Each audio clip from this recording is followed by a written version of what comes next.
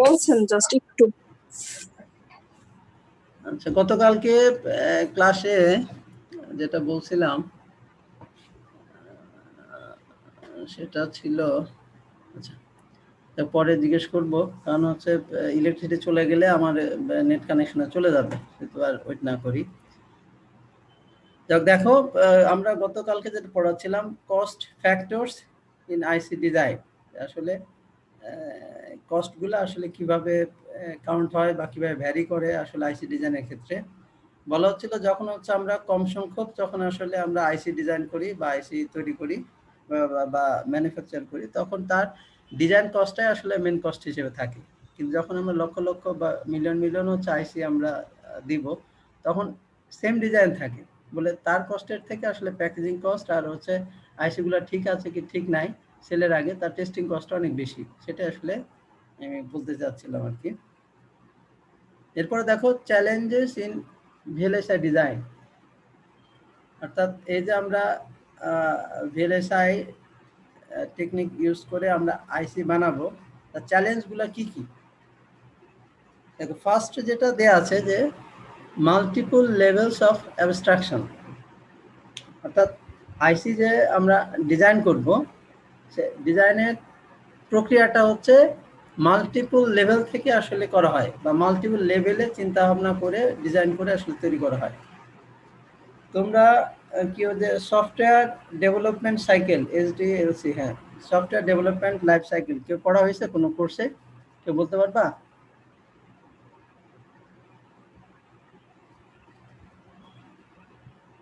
আবু বকর বলতে পারবা? Hello, software, হ্যাঁ সফটওয়্যার ডেভেলপমেন্ট লাইফ সাইকেল পড়ানো হয়েছে? জি স্যার। জি স্যার, আচ্ছা বলা হয়েছে। আচ্ছা, ওইখানে যে জিনিসগুলো ছিল আমরা জানি যে প্রথমে আসলে যে সফটওয়্যার বানানো হয় বা স্পেসিফিকেশন কি কি থাকে সেটা হচ্ছে আমরা আগে হচ্ছে রিটার্ন নিয়ে, তাই না? বা কাস্টমাররা সেটা দেয়, তারপরে তারা প্রোগ্রামারদের কাছে যায়। প্রোগ্রামার সেটা কি করে অ্যানালাইসিস করে দেখে একটা হচ্ছে ডেমো, একটা ডিজাইন তৈরি করে বলে যে ঠিক আছে এমন কি না। তো এই যে আগে হচ্ছে স্পেসিফিকেশনগুলো কালেক্ট করা বা কি কি থাকবে ফিচারগুলো কালেক্ট করা, তারপরে হচ্ছে প্রোগ্রামারদের কাছে যাওয়া, প্রোগ্রামাররা সেটা চিন্তা করে ডিজাইন করা। এইভাবে বিভিন্ন লেভেলে হচ্ছে একটা সফটওয়্যার বানাতে গেলে যেমন লাগে, ঠিক একইভাবে দেখো যে কোনো আইসি যখন বানানো হবে, তো এটাকে বলা হচ্ছে যে এর কস্টের মধ্যে থাকছে মাল্টিপল লেভেল অফ অ্যাবস্ট্রাকশন, যেখানে হচ্ছে প্রথমে হচ্ছে আইসির যে কাজটা করবে বা কি ধরনের কাজের হচ্ছে আমরা আইসি বানাবো সেটা আগে চিন্তা করা হয়। তো নিজেরা আমরা, আমার মনে করো আইসি লাগবে, তোমার আইসি লাগবে, আমরা তো আসলে ডিজাইন পারি না বা আমরা আইসি হচ্ছে পারবো না, ইমপ্লিমেন্ট করতে পারবো না। তখন আমরা যারা এটা ডিজাইন করতে পারে তাদের কাছে যাব, তারা একটা ডিজাইন দিবে, সেই ডিজাইন দিয়ে হচ্ছে যারা আবার কোম্পানি যারা ম্যানুফ্যাকচার করবে তাদের কাছে যাবে। এই যে বিভিন্ন লেভেলে হচ্ছে এটা চিন্তা ভাবনা বা প্রসিডিউরটা চলতে থাকে, এটাকে বলা হচ্ছে মাল্টিপল লেভেলস অফ অ্যাবস্ট্রাকশন। আমরা পরবর্তীতে ধাপগুলো দেখবো, কিছুক্ষণ পরে দেখবো। তো এই ধাপটা একটা, এটা একটা চ্যালেঞ্জ যেহেতু মাল্টিপল লেভেলে এটা চিন্তা ভাবনা করতে হবে, প্রক্রিয়া চলে বলে এটা একটা কঠিন একটা প্রক্রিয়া। জাস্ট একজন মানুষ বা একটা গ্রুপের মধ্যে এটা সীমাবদ্ধ না, বিভিন্ন গ্রুপকে এখানে ইনক্লুড করতে হবে এবং এই ইনক্লুডের কারণে এটা মেনটেন করাটা কঠিন এবং চ্যালেঞ্জিং। দ্বিতীয় বলা হচ্ছে মাল্টিপল অ্যান্ড কনফ্লিক্টিং কনস্ট্রেন্ট, এটা ঠিক কনস্ট্রেন্ট হবে না, এটা উচিত আসলে মাল্টিপল অ্যান্ড কনফ্লিক্টিং কস্ট। তোমরা বই যদি দেখো তাহলে এইভাবে টার্মটা আছে। স্যার হ্যাঁ, কে বলো? স্যার ওয়েটিং রুমে আমাদের কয়েকজন আছে। আচ্ছা, সেটা বলে দিচ্ছি। স্যার আপনার কথা অনেক ছেড়ে ছেড়ে আসতেছে, কথা শোনা যাচ্ছে না।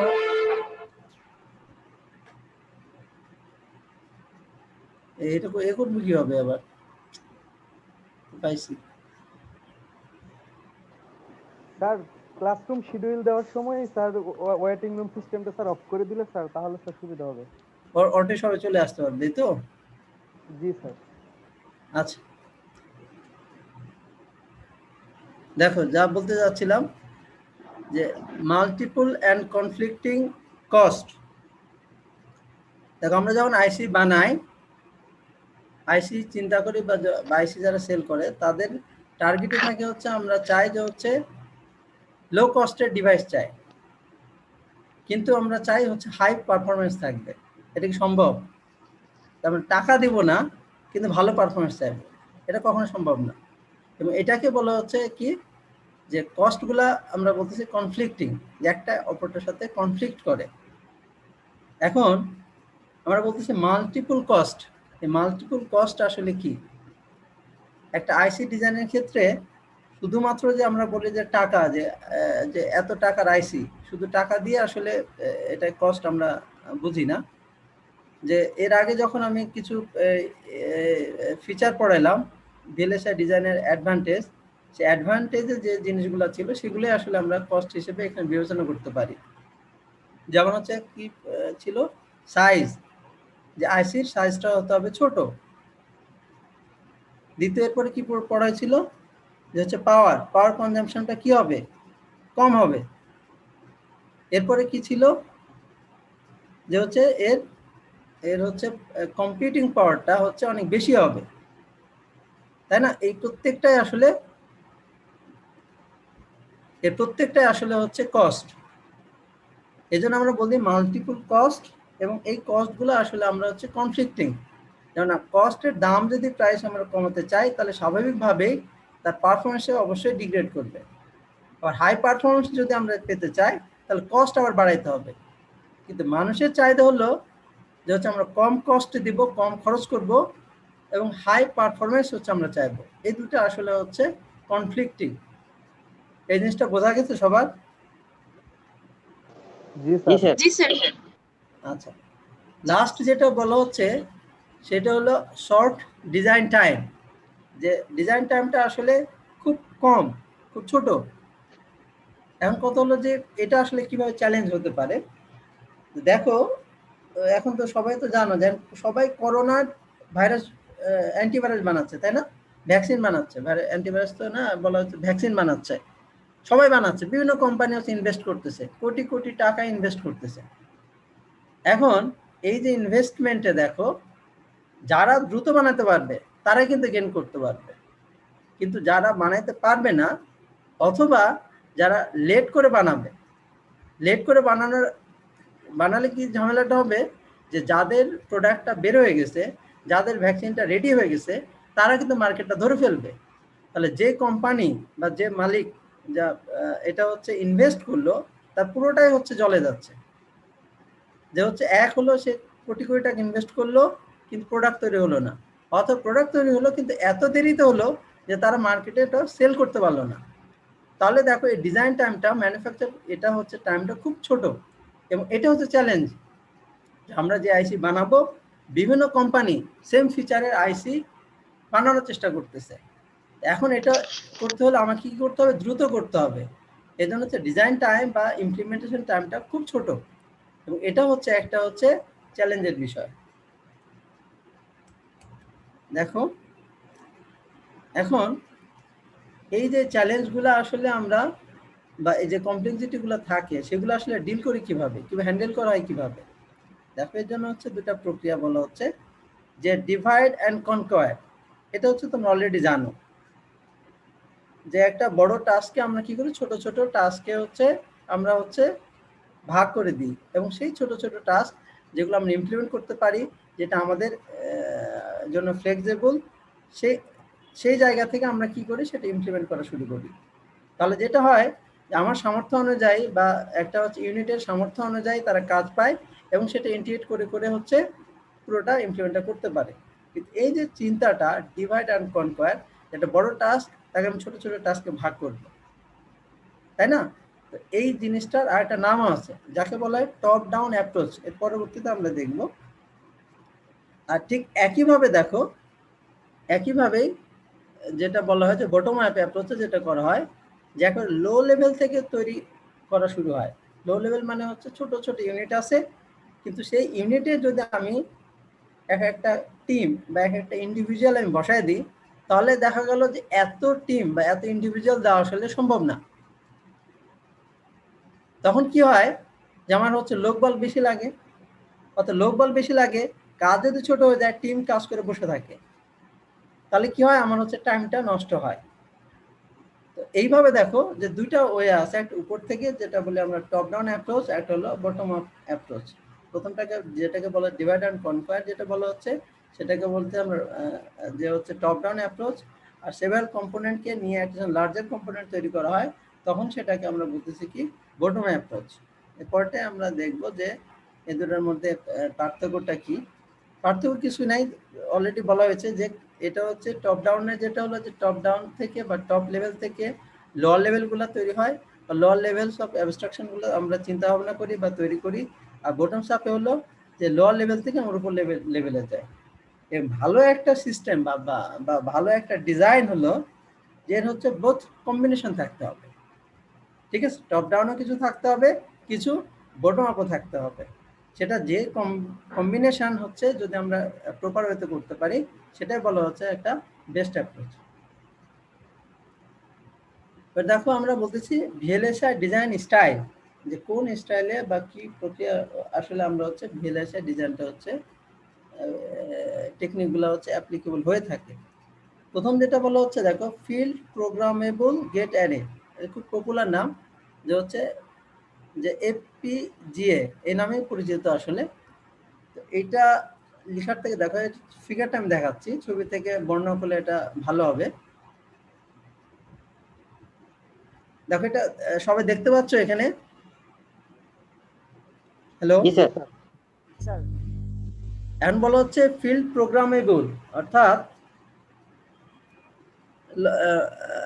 Gate array. হ্যাঁ, তো এটা হচ্ছে দেখো অ্যারে হিসেবে থাকে, এটা একটা ইউনিট, এটা একটা ইউনিট, এটা একটা ইউনিট। এই ইউনিটগুলো হচ্ছে দেখো দেখে রো রো রো বা কলাম কলাম কলাম করে আছে, ঠিক আছে? এখন বলা হচ্ছে এই এক একটা ব্লকরে বলতেছে কনফিগারেবল লজিক ব্লক, অর্থাৎ এইখানে যে ইউনিটটা থাকবে, যে আইসিটা থাকবে, সেটা হচ্ছে ব্ল্যাঙ্ক, এটা হচ্ছে প্রোগ্রাম করা যাবে, এখানে কোনো কিছু নাই, একটা ব্ল্যাঙ্ক রমের মতো, যেখানে হচ্ছে আমরা কি করব হচ্ছে একটা প্রোগ্রাম আমরা করতে পারবো। এইখানে একটা প্রোগ্রাম সেট করতে পারবো, এইখানে একটা প্রোগ্রাম সেট করতে পারবো, এখানে একটা প্রোগ্রাম সেট করতে পারবো। অর্থাৎ দেখো একটা আইসির মাঝে ছোট ছোট ব্লকে ভাগ করা আছে, এবং সেই ছোট ছোট ব্লকগুলো কি প্রোগ্রামেবল, অর্থাৎ আমরা কম্পিউটার দিয়ে এখানে একটা প্রোগ্রাম সেট করতে পারবো, এখানে একটা প্রোগ্রাম সেট করতে পারবো, এবং পুরো এই যে দেখো যে ডিজাইন আছে পুরোটা মিলে তখন একটা হচ্ছে আইসি তৈরি হবে।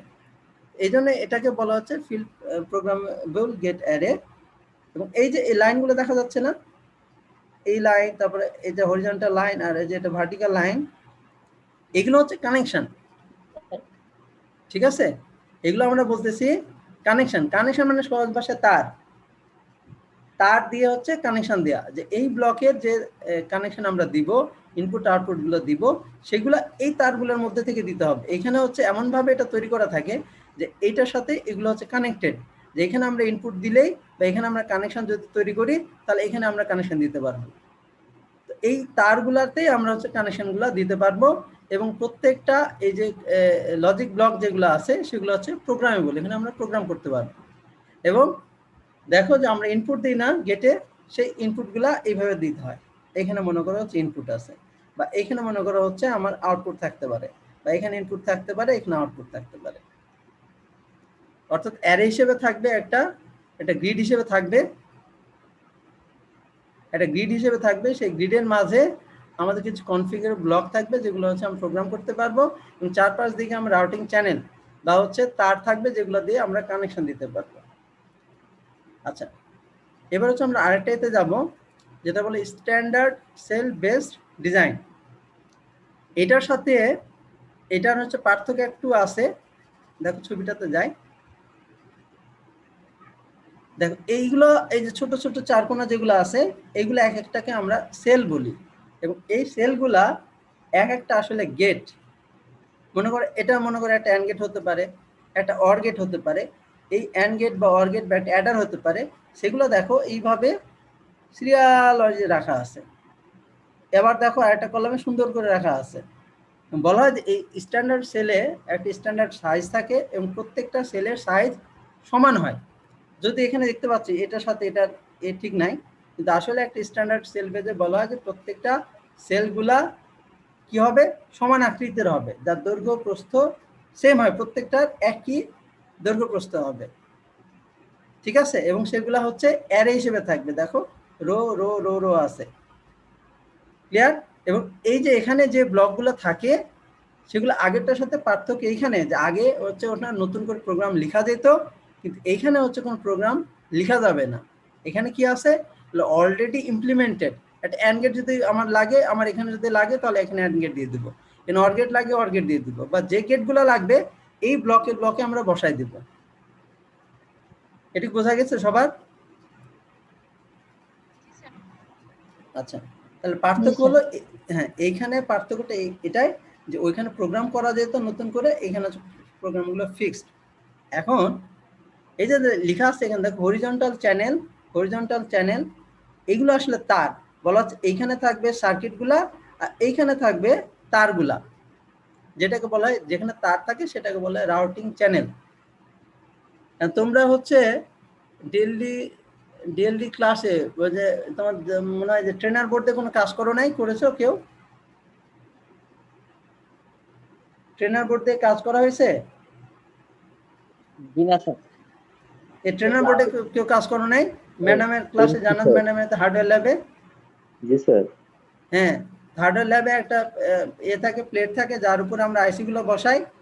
তো ঠিক একইভাবে ওই আইসি গুলো সিরিয়াল ধরে যখন বসানো থাকে, এখানে বলা হচ্ছে যে আইসির সাইজ ওয়াইজ এগুলো হচ্ছে আমার হচ্ছে এই ব্লকগুলো থাকবে বা সেলগুলো থাকবে, ওখানে ওইভাবেই বসাতে হবে। আর তারগুলা হচ্ছে উল্টাপাল্টা রাখার কোনো জায়গা নাই, এখানে একটা ব্লক থাকবে, রাউটিং চ্যানেল থাকবে, এখানে তারগুলো রাখতে হবে, এখানে তারগুলো রাখতে হবে, এখানে তারগুলো রাখতে হবে। তার রাখার এবং সেলগুলা রাখার বা আইসিগুলো বসানোর বা ছোট ছোট ব্লক বসানোর সুন্দর জায়গা করে দেওয়া আছে। এবং আরো একটা এখানে জিনিস নাই যে মনে করো যে এই একটার সাথে বা এক রো এর একটা ব্লকের সাথে আমার আরেকটা রো এর আরেকটা ব্লক হচ্ছে কানেক্ট করতে চাই, আমি কিভাবে কানেক্ট করব?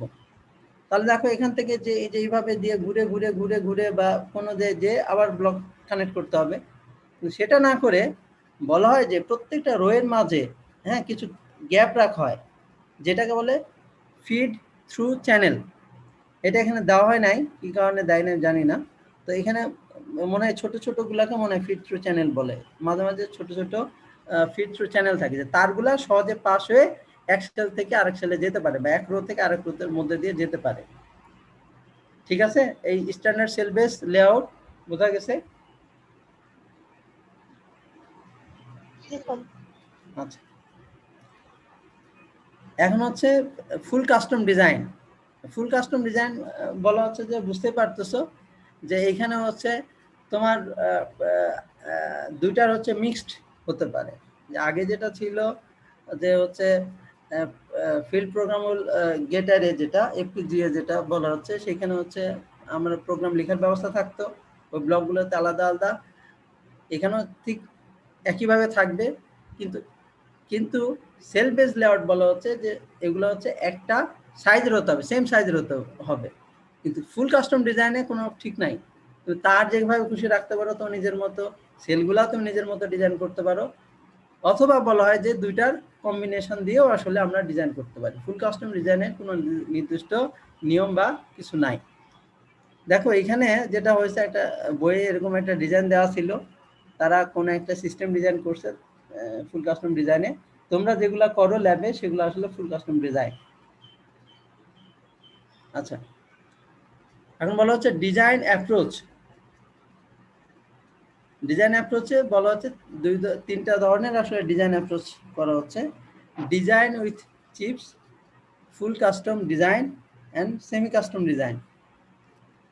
ডিজাইন উইথ চিপস হচ্ছে খুব সহজ। খুব সহজ বলতে মনে করো তোমরা একটা মাল্টিপ্লায়ার বা অ্যাডার হচ্ছে তৈরি করবা বা একটা কাউন্টার তৈরি করবা। তো তোমরা কোন দেখো তোমরা কেউ সফটওয়্যার দিয়ে তৈরি করছো না, মানে ডিএসসিএইচ এরকম কোন সফটওয়্যার দিয়ে মনে হয় ডিএলডি ল্যাবে তোমরা ইউজ করছো, কেউ করছো তোমরা? জি স্যার। আচ্ছা, সেইখানে যখন ইউজ করো তখন ওখানে কি থাকে, ব্লকগুলো দেয়া থাকে, একটা অ্যান্ড গেট দেওয়া থাকে বা একটা অর গেট দেওয়া থাকে, একটা নট গেট দেওয়া থাকে। অর্থাৎ কোনো সিস্টেম যখন ডিজাইন করতেছো তার এই যে চিপগুলো হচ্ছে অ্যাভেলেবল দেয়া আছে, এবং সেই দেয়া চিপ দিয়ে আসলে তুমি তোমার সিস্টেমটা বানাবা, ঠিক আছে? সেটাকে বলা হচ্ছে ডিজাইন উইথ চিপ। আর যখন হচ্ছে এটা দেয়া থাকে না, তখন বলা হচ্ছে সেটা ফুল কাস্টম ডিজাইন। আমি আমার মতো করে ট্রানজিস্টর থেকে তৈরি করে আমি চিপ তৈরি করব, আমি আমার মতো হচ্ছে ডিজাইন করে করে আসলে আমি আমার সিস্টেমটা ডিজাইন করব। এবং এই দুটার combination, design with chip and and full custom design, এই দুটার কম্বিনেশনকে বলা হচ্ছে সেমি কাস্টম ডিজাইন।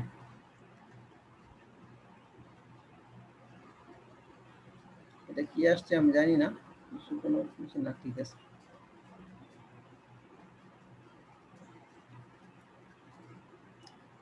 দেখো, ফুল কাস্টম ডিজাইনের কিছু লেভেলস অফ অ্যাবস্ট্রাকশন দেওয়া আছে, সেটাকে দেখো 6টা লেভেল দেওয়া আছে। একটা বলে specification, system design, logic design, circuit design, geometric layout and fabrication. এই 6টা লেভেল দেখো তোমাদের সফটওয়্যার ডেভেলপমেন্ট লাইফ সাইকেলের সাথে অনেকটাই মিলে। এই 6টা ডিজাইন দিয়ে আসলে আমরা একটা আইসি পরিপূর্ণভাবে তৈরি করতে পারি। এখন এই লেভেলগুলোতে কি আছে বা এই বা এই স্টেপগুলোতে কি আছে দেখো, এরপরে আমি বর্ণনা আছে এখানে দেওয়া আছে। ফার্স্ট যেটা হলো স্পেসিফিকেশন। তো স্বাভাবিকভাবেই যে আমি প্রথমে যে এক্সাম্পলটা বললাম যে একটা কাস্টমার যদি ওয়েবসাইট বানাতে চায়, তাহলে সে একটা কোম্পানির কাছে যায় বা একটা ডেভেলপারের কাছে গিয়ে বলে আমি একটা আলোচনা করো। হ্যালো, এই কথা বলো না, কোথায় আসে না কেন? আচ্ছা, তো বলা হচ্ছিল যে যে সফটওয়্যার বানাতে চায় বা একটা ওয়েবসাইট বানাতে চায়, সে কাস্টমার আগে যাবে হচ্ছে প্রোগ্রামারের কাছে কিংবা যাবে হচ্ছে কোম্পানির কাছে, গিয়ে বললো আমি একটা ওয়েবসাইট বানাতে চাই এবং আমার এই ওয়েবসাইট এই ফিচারগুলো হচ্ছে দিতে পারে, বা আমি এই ওয়েবসাইট থেকে এই ফিচারগুলো চাই। তো এই যে স্পেসিফিকেশন, যে কি একটা আমি যে আইসি বানাবো তার কি কি কাজ হতে পারে বা কি কি কাজ করতে পারে, সেটা আসলে আমি যার কাছ থেকে বানায় নিব তাকে গিয়ে বলবো। অবশ্যই সেটা কি হতে হবে, রিটেন ডকুমেন্ট হতে হবে। এবং তোমরা জানো যে ওয়েবসাইট যখন কেউ বানাতে যায়, তোমরা কেউ কি বানাই দিছো, কারোর জন্য কেউ কিছু বানাইছো, কেউ কারো আছে অভিজ্ঞতা আছে? হ্যাঁ, ভদ্র মনে একটা ওয়েবসাইট বানাইছো তাই না ভদ্র? হ্যাঁ স্যার, অন্য কারোর জন্য বানানোর অভিজ্ঞতা নাই আর। কোনো কিছু কেউ কিছু বানানো নাই কোনো ফ্রেন্ড বা কারোর জন্য? স্যার, আমি বানাইছি ওয়েবসাইট স্যার। বানাইছি কিন্তু কারোর জন্য বলতে এমনি কম্পিটিশনের জন্য বানাইছিলাম। আচ্ছা, ঠিক আছে, যাই হোক, তাহলে তোমাদের এখনো অভিজ্ঞতা হয়নি, হয়তো অভিজ্ঞতা হবে। যে বা ঠিক ঠিক ওয়েবসাইটও না, যে অনেক সময় আসলে অনেক ফ্রেন্ড আছে বা বন্ধুরা আসে, এসে জিজ্ঞেস করে আমার এই কাজগুলো হচ্ছে করে দিতে, কিন্তু যে কাজগুলো করে দিতে বলে সেগুলো আসলে স্পেসিফিকেশন, এবং এই স্পেসিফিকেশনগুলা আসলে কখনোই কমপ্লিট হয় না। কাস্টমার গিয়ে বলে যে আমার এই লাগবে, কিন্তু এগুলার যে ছাড়াও আরো যে ফিচার তার থাকতে পারে, যেগুলো তার লাগবে, সেগুলো সে জানে না। তো বলা হয় যে স্পেসিফিকেশন কখনো কমপ্লিট হয় না। এই জন্য দেখো, specification is almost always incomplete. কখনোই আসলে যে কাস্টমার ওয়েবসাইট নিবে, সে জানে যে তার কাস্টমার, সে জানে যে হচ্ছে তার হচ্ছে একটা ওয়েবসাইট লাগবে, কিন্তু কি কি ফিচার সে ঠিক মতো বলতে পারে, কিন্তু পরিপূর্ণভাবে এক্স্যাক্ট সবকিছু সে বলতে পারে না। আচ্ছা, স্পেসিফিকেশন স্টেপটা গেল। এরপর হচ্ছে সিস্টেম ডিজাইন। সিস্টেম ডিজাইন হলো যে কোম্পানি বা যে ইউজারের কাছে যাবে, সে একটা ডেমো সিস্টেম বানিয়ে দেয়, বা একটা সেটা পাওয়ার পয়েন্ট হতে পারে, একটা ফ্লো চার্ট ডায়াগ্রাম হতে পারে, অথবা কম্পিউটার দিয়ে বিভিন্ন লেআউট তৈরি করে তাকে বলতে পারে যে ঠিক আছে, দেখেন যে আপনি এই ফিচার চাইছেন বা এই স্পেসিফিকেশন চাইছেন, এর ইনপুট এই, এর আউটপুট। এটা একটা সিস্টেম ডিজাইন, যেটা কিন্তু অরিজিনাল সিস্টেম না, জাস্ট একটা ডেমো সিস্টেম বানানো হয়, যেটা তার রিটার্ন ডকুমেন্টকে যেন হচ্ছে গ্রাফিক্যালি প্রেজেন্ট করা হয়। এটাকে বলা হলো, আমরা বলা হচ্ছে কি সিস্টেম একটা ডিজাইন করা হয়। একটু একটু ব্রেক নেব, হ্যাঁ।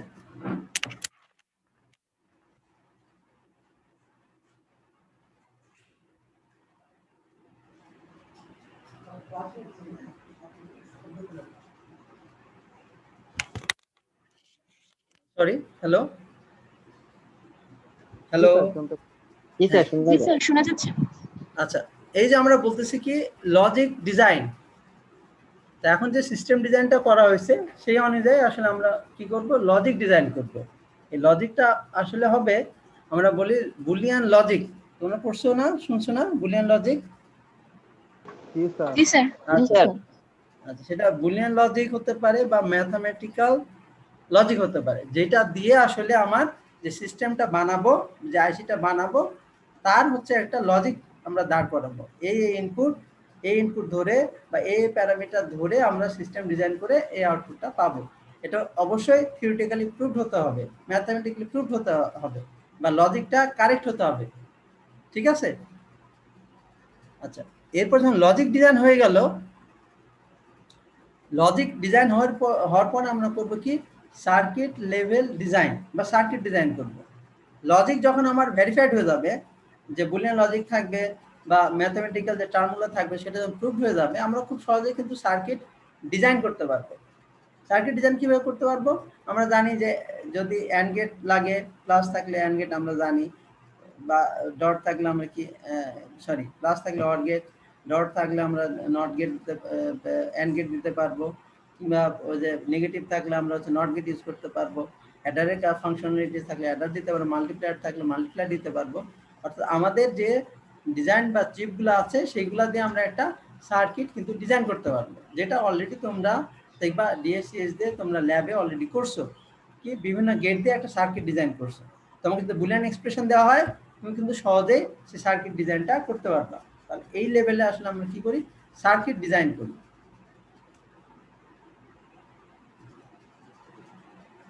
দেখো, এরপরে আসলে আমরা বলতেছি কি জিওমেট্রিক লেআউট। এই জিওমেট্রিক লেআউটটা আসলে কি, এটা এটা হলো যে এই সার্কিট যখন ডিজাইন আমরা করে ফেলবো, এই সার্কিট ডিজাইনের করার পর এটা আমরা কোম্পানিতে পাঠাই, বা ম্যানুফ্যাকচার যে কোম্পানি সেইখানে আমরা পাঠাই যে আমরা এই ডিজাইন আমার থাকবে এবং এই নিয়ে আমি একটা আইসি বানাতে চাই। কিন্তু সেইখানে আসলে আমরা কিন্তু যে সার্কিট ডিজাইন করলাম ওইভাবে কিন্তু পাঠানো হয় না। তাহলে কিভাবে পাঠানো হয়? কারণ লেআউটটা হচ্ছে কি বোঝাবো,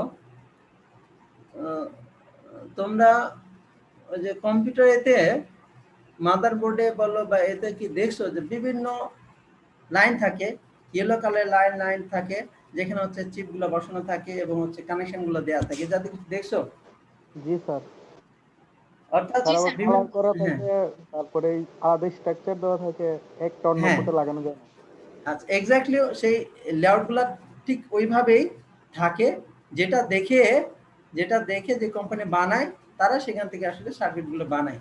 অর্থাৎ ম্যানুফ্যাকচার কোম্পানি বানানোর আগে আমরা যে লেআউটটা ওখানে দেই সেটাকে বলা হয় জিওমেট্রিক লেআউট। আমরা লেআউট তৈরি করব, এখানে বিভিন্ন গেটের বলো বিভিন্ন সার্কিটের লেআউট তৈরি করব। তখন আসলে এই লেআউটগুলো যখন ভিজুয়াল হবে তোমাদের সামনে, তখন তোমাদের এটা ক্লিয়ার হবে। লাস্ট স্টেপ হলো ফেব্রিকেশন। হ্যাঁ, ফেব্রিকেশন মানে আমি লেয়ার পাইছি বা কোম্পানিকে দিয়ে দিছি, যারা ম্যানুফ্যাকচার কোম্পানি আছে তারা কি করবে, সে আইসিগুলা তৈরি করে ফেলবে, সে লেআউট দেখে তৈরি করে ফেলবে। এটাকে বলা হচ্ছে ফেব্রিকেশন প্রসেস। আজকে এই পর্যন্ত, এবং সময় প্রায় শেষের দিকে। এরপরে হ্যাঁ, আর পরে কিছু নাই। লেআউটের কোনো যদি ছবি থাকে, আমি তোমাদেরকে দেখাতে পারি।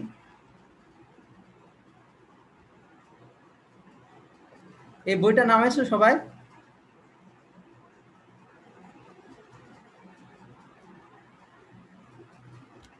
এই বইটা নামাইছো? জি স্যার এই বইটা নামাই নিও। হ্যাঁ, এটা সহজে এটা খুঁজলে পাবো। এই যেমন এটা একটা লেআউট ডিজাইন, ঠিক আছে? তো এইরকম একটা ডিজাইন করে আসলে আমরা হচ্ছে কোথায় দিব, ম্যানুফ্যাকচার কোম্পানিকে হচ্ছে আমরা পাঠাই দিব। তখন এই ম্যানুফ্যাকচারিং কোম্পানি এই ডিজাইন দেখে তারা হচ্ছে আইসি গুলা তৈরি করবে। তো তাহলে আমার এই যে লেকচারগুলো আমি তৈরি করছিলাম এটার জন্য, বা লেকচারগুলো আমি তোমাদের দিতে চাচ্ছিলাম সবগুলো আছে। যেহেতু আমাদের এখানে এখনো 3 মিনিট আছে, আমি একটু রিভিউ করব যে আসলে আমরা কি কি পড়েছি। প্রথমে আমরা কই গেল, প্রথমে আমরা দেখছি যে আইসি কি, দেখছি না? জি স্যার। আচ্ছা, আইসি ডিজাইনের পরে আমরা যেটা দেখছি এর বেনিফিট গুলা দেখছি বা অ্যাডভান্টেজ গুলা দেখছি, এবং এই আইসির একটা অ্যাডভান্টেজের কারণে এই সিস্টেমে আসলে কি কি অ্যাডভান্টেজ পাওয়া গেছে সেটা আমরা করছি। এরপর আমরা দেখছি বিভিন্ন লেভেলে আসলে ট্রানজিস্টর গুলো আইসিতে কিভাবে বা কি পরিমাণে আসছে সেটার জন্য একটা মোস্ট ল পড়ছি। সেটা বলা হচ্ছে যে প্রতি 18 মাসে এটা দ্বিগুণ হয়, তাই না? এবং একটা এক্সাম্পল ওখানে দেওয়া ছিল যে পেন্টিয়ামের বিভিন্ন সময়ে আইসি সংখ্যা দিয়ে বা ট্রানজিস্টর সংখ্যা দিয়ে একটা হচ্ছে গ্রাফ দেওয়া হয়েছে, যেখানে দেখা যায় যে সেই ক্লেমটা হচ্ছে ঠিক আছে। এরপরে হচ্ছে আমরা কি দেখছি, যে চয়েস অফ টেকনোলজি, যে সিলিকন আসলে কেন বেটার সেটা দেখা হয়েছে। এরপরে হচ্ছে আমরা দেখছি যে হচ্ছে যে মেটাল অক্সাইড সেমিকন্ডাক্টর বিজেটি থেকে বা অন্যান্য টিটিএল লজিক থেকে কেন বেটার সেটা আমরা দেখছি।